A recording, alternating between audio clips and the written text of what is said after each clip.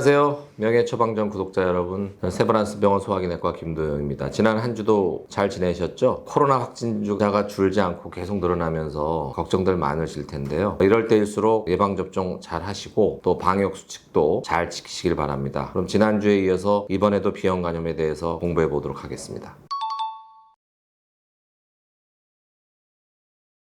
비형간염을 별거 아니라고 생각하지는 않으시겠죠? 간이 아무리 침묵의 장기라 그래도 또 당장 이 비형간염이라는 것이 몸을 불편하게 하지 않는다고 해서 비형간염을 대수롭게 생각하면 절대 안 됩니다. 그 이유는요, 이 바이러스가 간세포에 침입을 해서 오랫동안 살면서 간세포를 파괴하고 깨트리잖아요. 그게 간염이죠. 간에 염증을 주는 거죠. 간염이 오래되면 어떤 게 따라오냐면요, 간의 섬유화, 콜라겐이 간세포가 죽은 자리에 축적이 되는 간 섬유화가 나타나게 되고, 간 섬유화가 심해지면 이게 간경변이라는 겁니다. 자, 간경변의 위험성은 또 뭔가요? 간경변은 간암 발생 위험이 100배 이상 올라가게 되는 위중한 비형간염의 합병증입니다. 물론 모든 간경변증 환자가 간암에 걸리지 않습니다. 간암에 걸리지 않더라도요, 간경변으로 인한 합병증 발생 우려가 있죠. 어떤 합병증이 있을까요? 다음에 간경변증 때 또 자세히 말씀드리겠지만, 복수라든지 황달이라든지 또는 식도나 위 정맥류 출혈, 또 간성 혼수, 간신 증후군, 이런 우리 인체 모든 부분에 위중한 합병증을 유발할 수 있기 때문에, 그래서 만성 비형간염이 위험하고 중요하다, 이런 말씀 드립니다.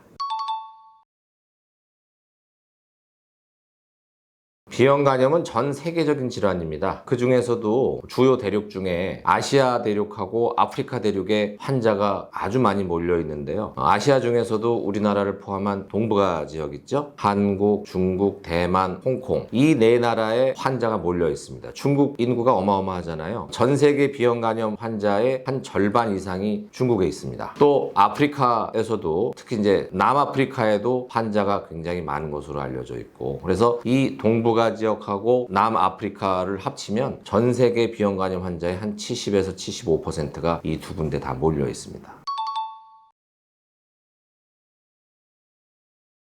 한 10년 전쯤인가요? 키가 작은 조선시대 어린아이인 것으로 추정되는 미이라가 발견이 돼서 한번 뉴스에 보도된 적도 있는데, 이 미이라를 분석하는 과정에서 비형간염 바이러스 입자가 그 미이라에서 검출이 됐습니다. 그러니까 우리나라에서 비형간염 바이러스가 그 역사를 보면 조선시대까지 올라간다는 것을 볼 수가 있죠. 그만큼 오래된 바이러스고, 당연히 조선시대, 그 이전 고려시대, 삼국시대, 이 바이러스라는 걸 전혀 모르잖아요. 그래서 그 당시에는 아마 더 만연했을 것이다. 그래서 많은 사람들이 이유도 모른 채 이 비형간염 감염돼서 일찍 돌아가신 분이 많았을 거다, 이렇게 생각을 할 수 있습니다.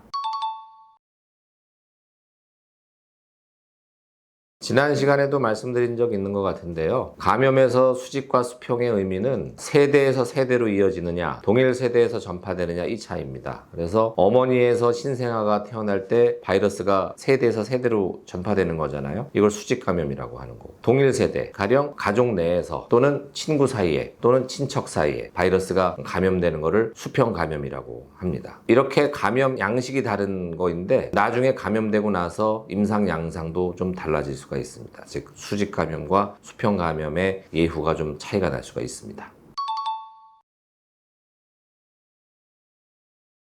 이 비형간염 바이러스가 사람 간세포에 기생하는 거잖아요. 그러니까 사람 간세포에 들어가서 그 복제, 바이러스 자식을 낳는다고 표현을 하면 되겠네요. 복제할 때 사람 간세포에 어떤 도구를 활용하는, 기생하는 거랑 똑같습니다. 그러니까 남의 집에 기생을 오래 할수록 그 집에 피해를 더 많이 끼치겠죠. 그래서 감염이 오래될수록 간세포 손상이 더 많아지는 겁니다. 맨 처음 말씀드린 것처럼 간세포 손상은 결국 간 섬유화로 이어지고, 간 섬유화의 종착역은 간경화입니다. 간경화는 간암 발생을 100배 이상 끌어올리는 그런 원인이 되죠. 그렇기 때문에 감염 기간이 길어질수록 간 손상과 간 섬유화가 더 심해질 수 있다는 겁니다.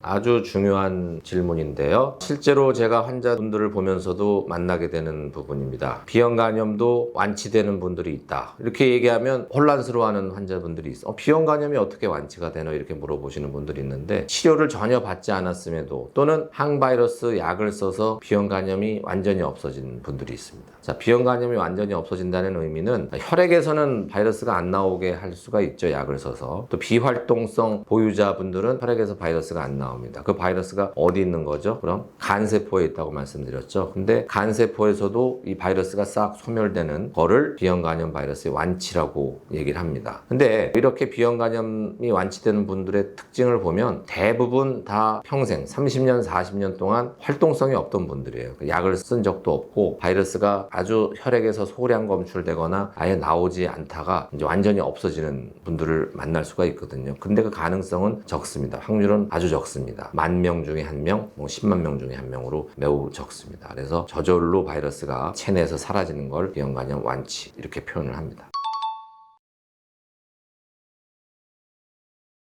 이것도 중요한 질문인데요. 비형간염 바이러스가 몸에 들어와서 급성을 거쳐서 만성을 거쳐서 만성 비형간염 환자가 되었다가 비활동성으로 얌전히 오래 유지된 후에 결국 완치 판정을 받는 분들 중에서 다시 재발 또는 재활성화가 나타나는 경우가 있거든요. 이거는 결국 면역에 관계된 겁니다. 그래서 면역 억제제를 고용량을 장기간 쓴다든지 또는 항암 치료를 받아서 몸의 면역 기능이 떨어져 있는 경우에 잠재해 있던 비형간염 바이러스가 다시 증식, 복제를 하게 되면 그걸 비형간염의 재활성화라고 하는데 이때 이제 재발됐다 이렇게 판정을 할 수가 있는 거죠. 결국 우리 몸의 면역 기능과 관련이 있는 겁니다.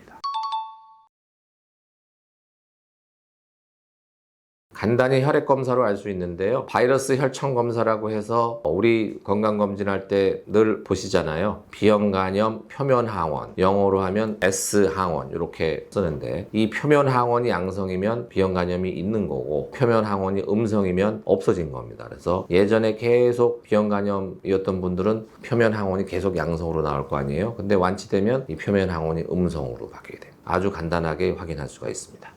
오늘은 비형간염에 대해서 자세히 알아보는 시간을 가졌습니다. 비형간염은 워낙 다룰 내용이 많기 때문에 다음 시간에도 비형간염의 심도 있는 질문과 대답 가져보는 시간 갖도록 하겠습니다. 그럼 오늘도 명예의 처방전 시청해주신 구독자 여러분 간편한 생활 보내시고 안녕!